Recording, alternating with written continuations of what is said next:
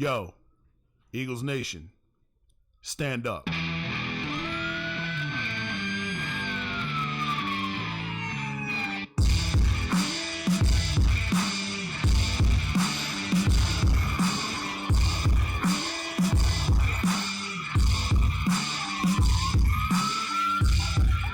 Let's watch the video tape.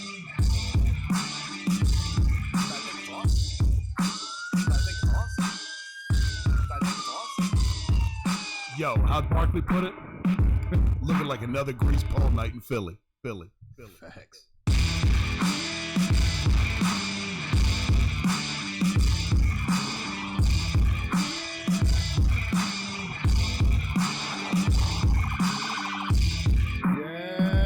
Yes. We know who we're playing next week.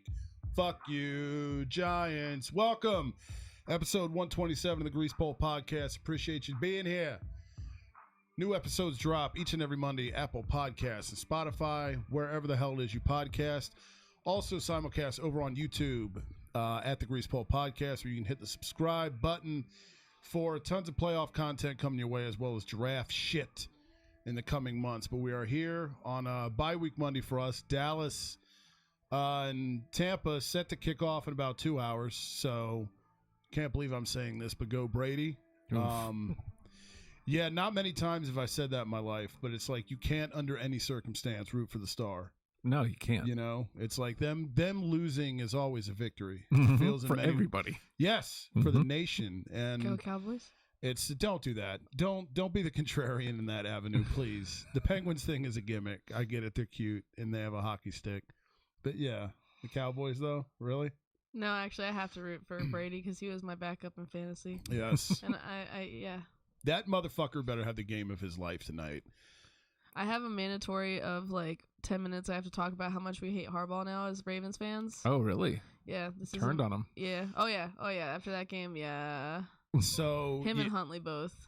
Cincinnati and Baltimore last night was bad. First of all, I had no idea that that was the first time they had ever faced off in the postseason.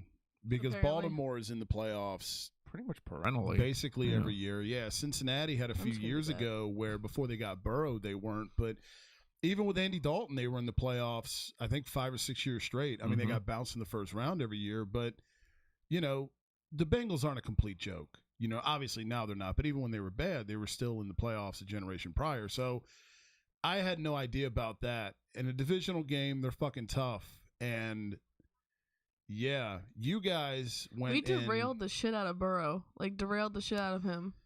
Cincinnati was down. They're starting center, not starting center. They're starting right guard, and the right tackle left the game early, too. We had that shit. We were good. Huntley had just started, like, he had just made, like, a good stretch of running, whatever the fuck it's called. I don't know. He sprinted down the field. He was, he had a nice run for about 40 yards. There you go. That's the football-y speak. Football-ese. Yep.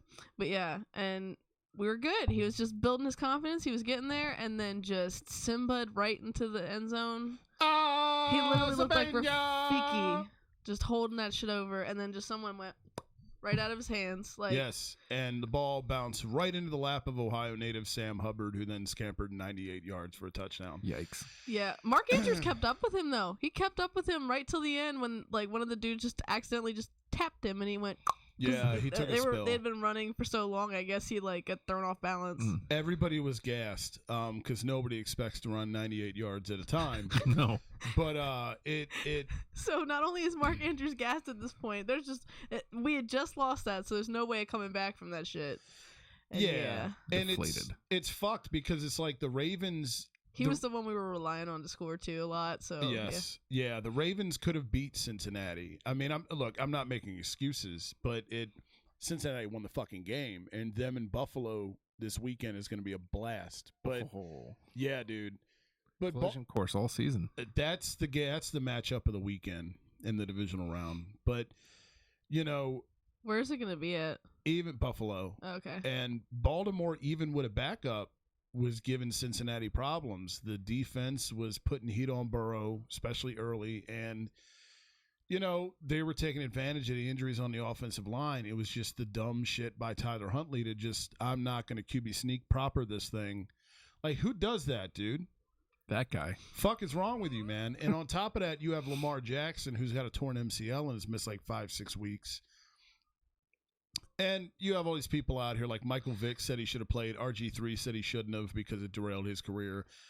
I don't know, man. And I can understand both sides. But to me, when you have somebody that's in a contract dispute and wants more money, it becomes clear that you're kind of, at least to me, you're making a business decision. And I can't entirely say that I blame you, but you can't bring that guy back. You can't if you're Baltimore. You know what I mean? And their offensive coordinator, Greg Roman, is fucking shit. It's like he runs an offense like it's still 2004. The fact that this game came down to literally the last, like, 10 seconds of the game and we still lost. Like, we had so many chances. Like, it wasn't going to be, like, a legendary win, but we would have been like the fucking Eagles with the, what was it, the Giants or whatever game it was. You barely made it through, but you made it. Like, that was the thing, you made it last week. Like, we could have just made it, and we didn't even do that. Well, and you get to bounce somebody in your division that you see twice a year, and it gets to be a middle finger. I don't know why J.K. Dobbins wasn't more involved. I don't know the game plan. I really don't. It didn't make a lot of sense. You're sitting here at this time of year. Didn't he throw it to a tight end at one point, or was that a different game I'm thinking of? I think it was a different game because, like, at one point there was one of the quarterbacks threw it to a tight end to run it down the field. I thought that was the Ravens game, but it might have been the Bills I was thinking of. It might have been. I can't remember offhand. I just know that, like, when you've got Sammy Watkins out there at receiver in the playoffs in this day and age, and he's getting targets, that's not good. You shouldn't be making phone calls to Sammy Watkins and Deshaun Jackson in the middle of the season if you're Baltimore. Which one was Apple in? He's a cornerback for Cincinnati. Okay, so yeah, it was Cincinnati's game I was thinking of. Because I remember you bitching about Apple literally a play before. Eli Apple sucks. Eli Apple is fucking terrible. Oh, that's what it was. He had Mark Andrews open on Apple, and he didn't throw to him. He threw to somebody else. Okay, yeah. Well, in that, he left a lot of yards on the field, and he's a backup because he wasn't going through his progressions. And dudes do that. Dudes will break the huddle and lock in on a guy, and Huntley can move and bob around a little bit in the pocket. So he's going to use his legs, and he tripped a lot, lot during that game. One of the last plays of the game, actually the last offensive play for them, where it's like you got to chuck and pray, the Hail Mary deal to win it all or to tie the game to go to overtime. He fucking trips while dropping back, and you're like, yo, like, season on the line, you're about to bust your ass. Like, what kind of folly shit? And he threw it up, and it got deflected, and James Prochet almost came up with it. But, you know, as Coach Austin used to say at Kickintan, if ifs and buts were candy and nuts, it'd be Christmas every fucking day. You know what I mean? At the end of the day, you didn't get the job done. And I don't know, man. Look, the landscape of the NFL is going to look entirely different this year. If I'm Baltimore, I'm calling Vegas and seeing what they want for Derek Carr. And I'm trying, like, how to make that happen. Because Derek Carr is going to be more affordable than Lamar Jackson is, especially at this point. I mean, Lamar's coming off an injury, but somebody's going to pay the fuck out of that dude. He was a unanimous MVP. And I like him, but you can't – I don't think you can bring him back if you're making business decisions and then you reintroduce him to the locker room when you've got guys going like, man, we could have won if we had you out there. Yeah. Yeah. You know? Yeah, especially the way Cincinnati was playing. Like, seriously, if it tells you how the game went, the first play of that game, Burrow got sacked. Yeah. Yeah, I mean, literally, like, that first thing, he got epically, like, just... They were teeing off on him early, and Baltimore could have beat him. Baltimore, in some ways, probably should have beat them, but it does set up Buffalo Cincinnati is going to be a blast. Over in the AFC, the other side, you've got Kansas City against this is a fun one for Eagles fans. Andy Reid against Doug Peterson. And I'm excited. The Jags, that was the one game this weekend I really wanted to see was Jags Chargers, and we were over to a friend's house and we had a blast. So I'm not mad that I missed the game, but you're kind of keeping it up with it on your phone. And you see that the Chargers and Herbert jump out to a 27-point lead, and you're like, oh, fuck. Guess I'm glad I'm not watching it. Yeah, exactly. I'm like, well, this game isn't what I thought it would be. And I don't have a horse in the race necessarily, but except Dougie P. So I was sentimentally rooting for the Jags. I like the Chargers too. Every time he sees Dougie P like cheering for joy, he's like, look at him. Look at Dougie P. Like, It's like, I'm so happy for him, man. I think Dougie P is now taking a spot. Like, you've always had love for him, but now he's taking your Harbaugh spot because we have to hate Harbaugh. Yeah, Harbaugh is too friendly a player's coach, and he's too nice a guy. I think he's crossed that threshold. Dougie P's just down there in Duval with the Haagen-Dazs just having fun with Trevor Lawrence, and it shows. I mean, They came back. They won by 1 point, and Andy Reid and Peterson's going to be fun. On paper, you think Kansas City's going to beat the fuck out of them, but I wish I was going to do like a preseason like predictions, awards, dark horses, shit like that. And I had the Jaguars as my dark horse in the AFC. And I wish I had done that so I wouldn't look like a fraud and a dipshit right now. For the record, though, I did also have the Chicago Bears as my dark horse in the NFC. And they're the worst team in football. They have the first overall pick. So I'm hardly saying I'm a fucking swami here. But Jacksonville's going to be good, man. They're good now, and they're building something down there. And I'm happy for Peterson, man. He looks good. Teal visor with the lettuce sticking out. He looks good, man, and he gets really, really happy and geeked up after a win. Nobody gets more excited than Peterson, except maybe our guy. Sirianni gets pretty fired up. But Dougie P, watching him jump around and have the hair flip-flapping around in the Florida breeze is a good time for anybody. And I hope to God they fucking beat Kansas City. I don't think it's going to happen. But I'm fucking sick of Mahomes. I'm fucking tired of that dude. I think they give him a run for their money, though, because Trevor Lawrence is actually pretty good. He has very glorious hockey hair. He's got flow for days. That was a great hair matchup. Hair versus hair, the old wrestling days. Yeah. Herbert and Lawrence, dude. Like, that's two good looking dudes. Two looking dudes, Two looking dudes, yes. They both look like something. But very, very attractive fellas. So, go Jags against the Chiefs. We're fucking tired of you, Mahomes, and your State Farm commercials. And then the coach is actually getting in on that now, though. Yeah, Andy's on it too because it's all the Chiefs. The Chiefs are. Yup. I hate that they're there because I was so excited that they were good again. Good. For pretty much the first time in my life, like consistently good. Yeah, dude. Since Marcus Allen. Right, Montana. Yeah. And I always liked the Chiefs. They're one of those random teams I always kind of fucked with. And then they hired Andy after we got rid of him. And I was like, you know what? Fuck yeah. At least he's going somewhere where I like. And I was with them the first little bit. Just like Golden State. Mm-hmm.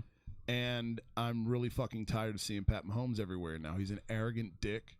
And his fucking family is social media whores, and they're fucking obnoxious. And who would you say you hate more, Brady or Mahomes? Right now, Mahomes, because Brady's just whatever. I feel like he's gotten beaten down from this whole divorce thing, and like Brady's on the back nine.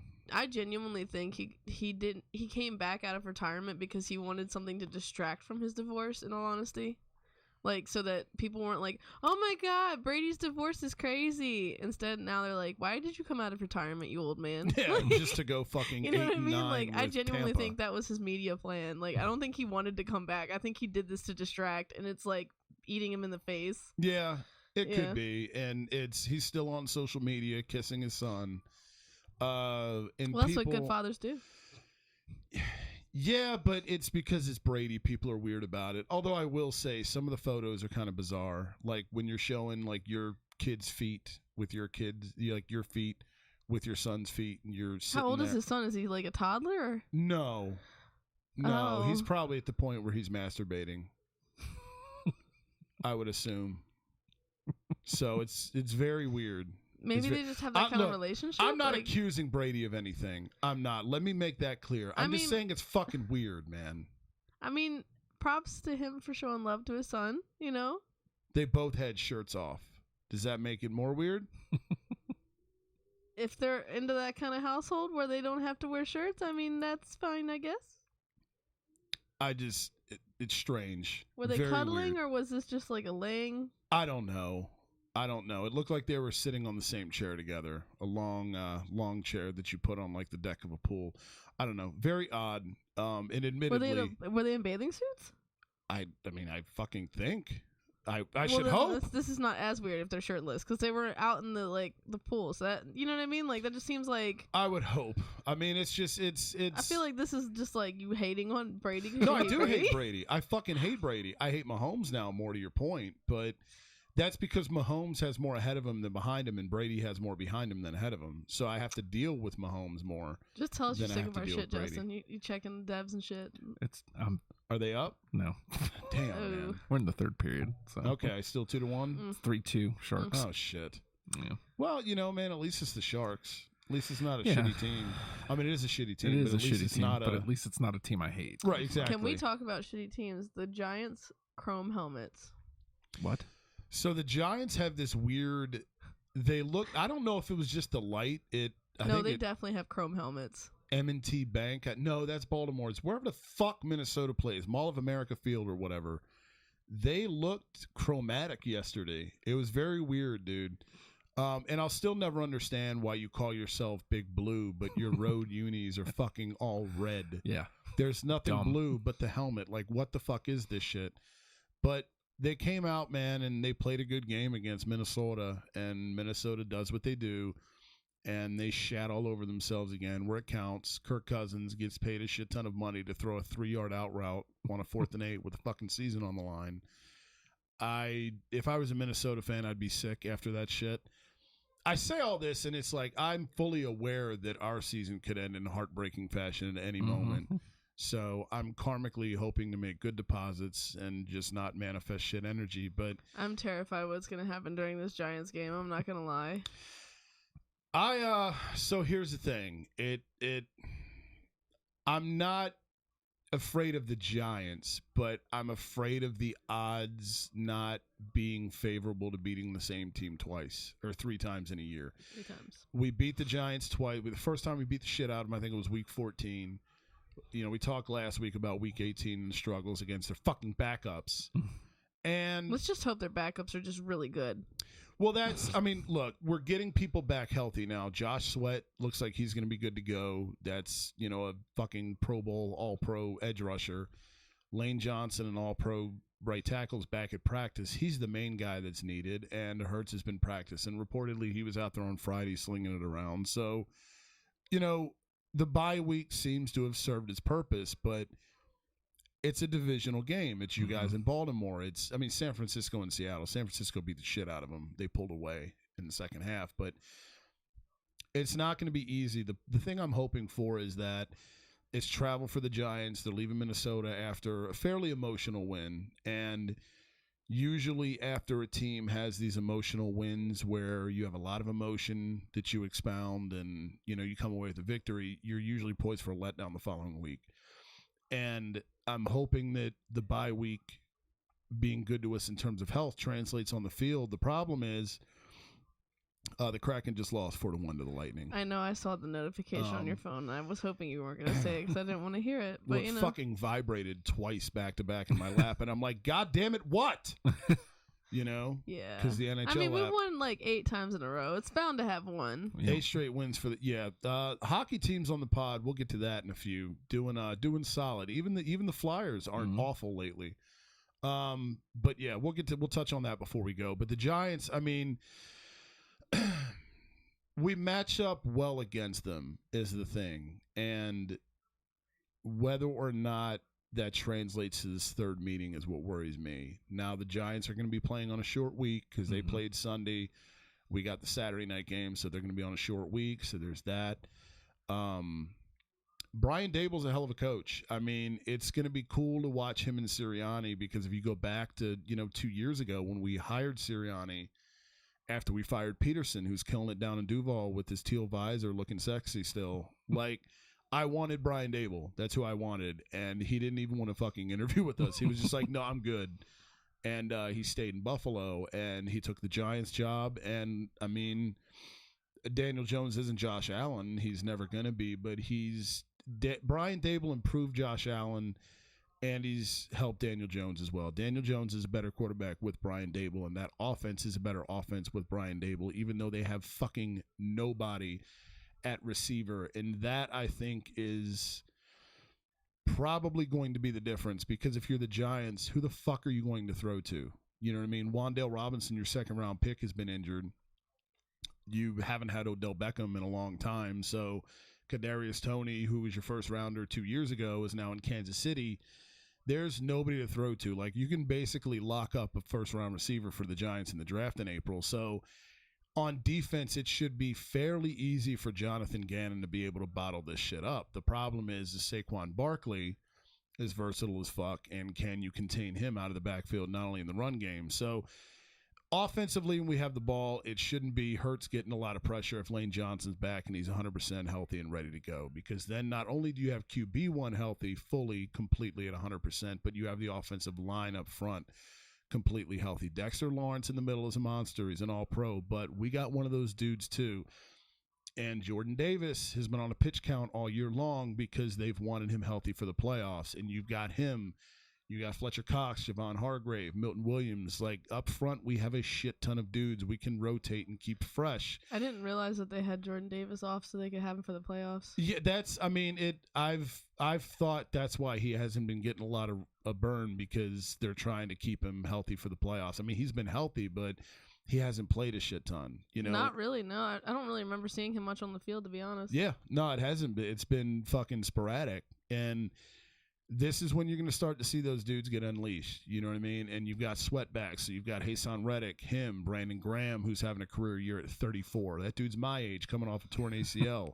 What the fuck? He's superhuman. I mean, this should be on paper.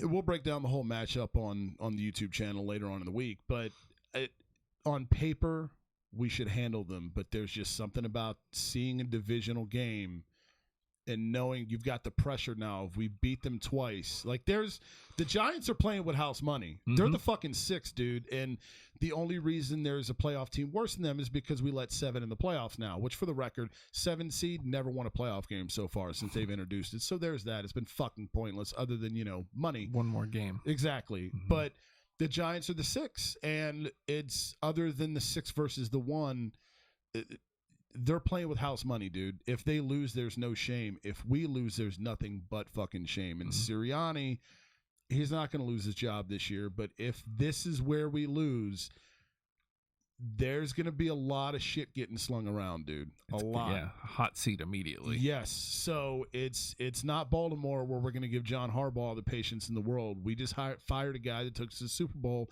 and now he's down in Duval killing it. So I don't think we lose to the Giants. I don't know scores. Imagine him with this team.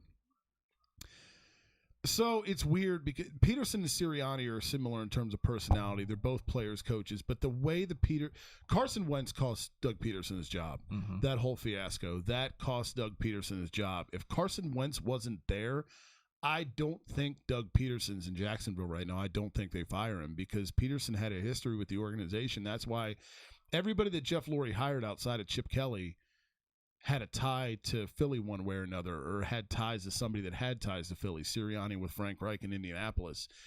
And that's when the Chip Kelly experiment went so wrong. That's why Jeff Lurie went to Doug Peterson. That's why he went to Sirianni. He's going to go with what he knows, and it's worked.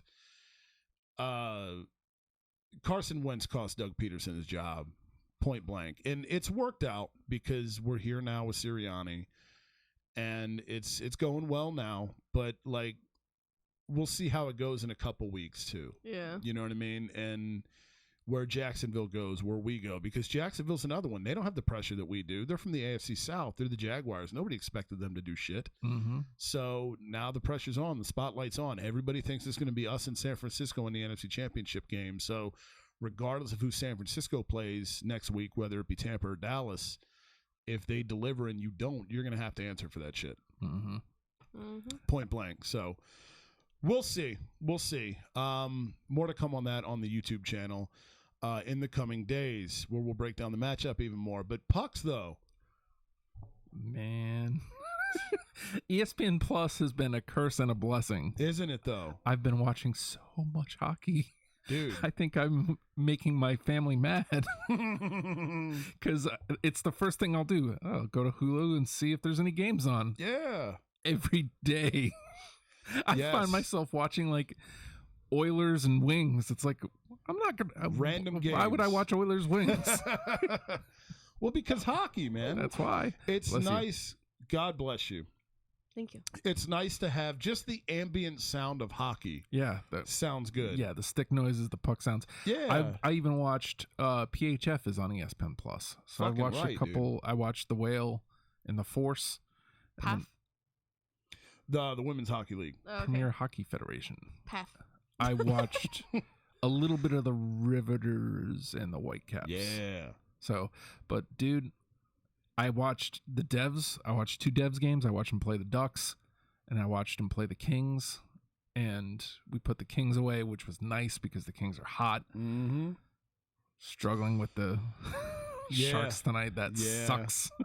It does, dude. But all 4 teams on the pod, Devs, Kraken, Flyers, and Hot Joe's Caps. I mean, everybody, the 3 of you guys are all in a playoff spot right now. Right. I mean, we're not at the All-Star break yet, but it's a coming.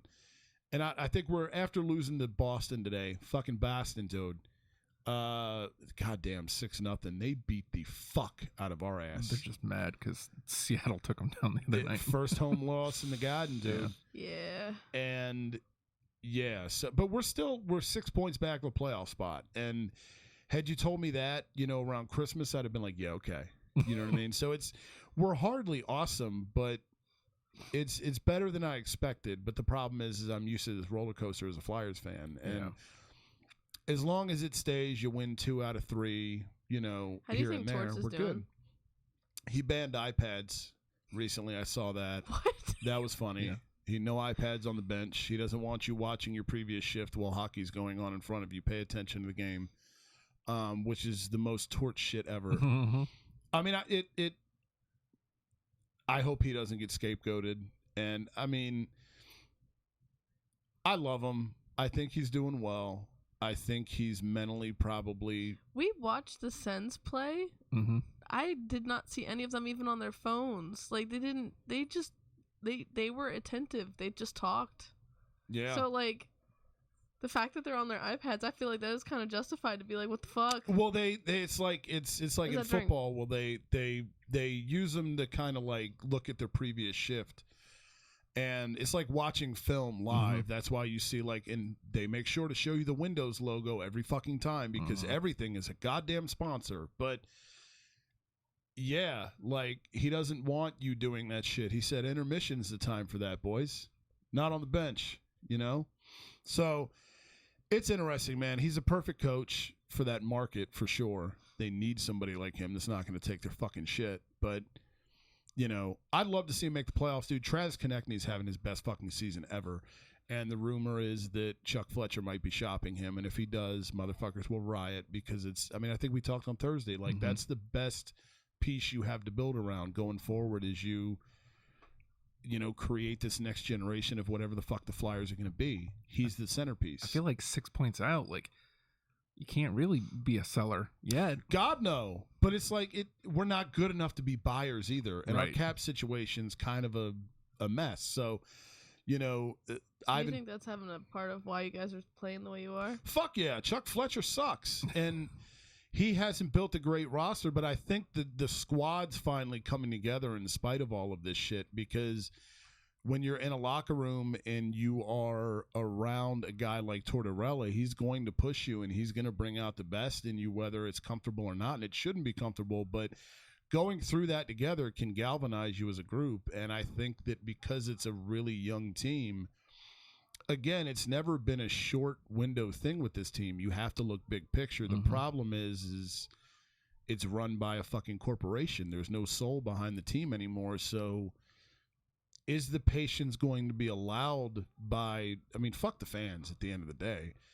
Is it going to be allowed by the organization? And Chuck Fletcher's got to go. That's first and foremost because he's a horrible GM and he's made shitty decisions. You get him out of there, I'll start to believe that we're actually going somewhere. Because as long as that dude's signing guys and making the moves, the absolute cap on this team going anywhere, in spite of talent, in spite of the locker room coming together and Tort's efforts, the cap on this team is a fucking first-round playoff bounce.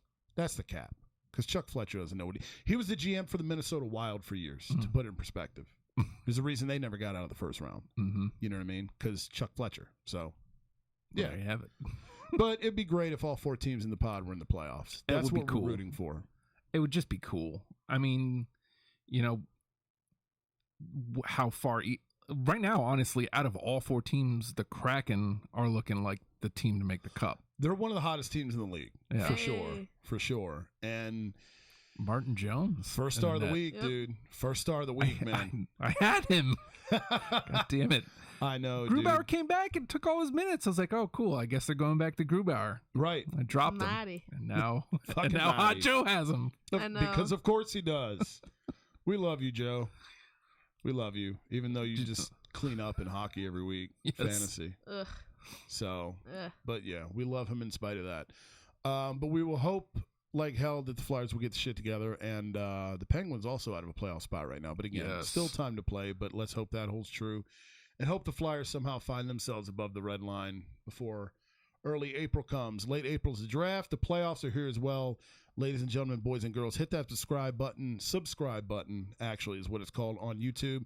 A lot of playoff content coming your way. More stuff on the Eagles-Giants matchup. Part 3, the hat trick from this year. Can we beat the Giants 3 times? We fucking better. Check out the YouTube page, Apple Podcasts, and Spotify is where you can catch every episode. We'll see you back here next Monday. As always, go Birds. Boom!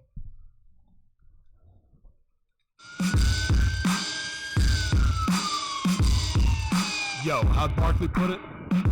Looking like another grease pole night in Philly. Facts.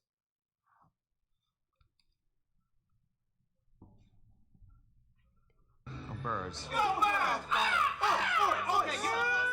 That would be great.